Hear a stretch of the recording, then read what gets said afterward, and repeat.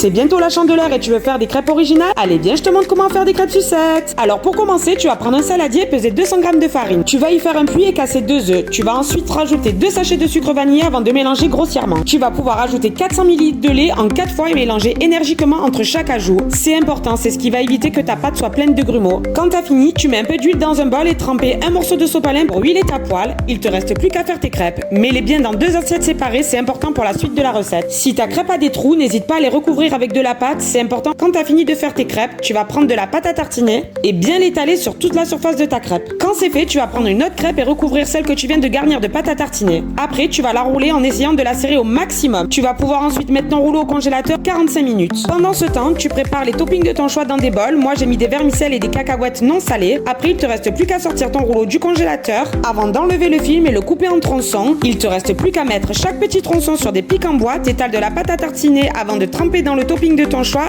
et régale-toi!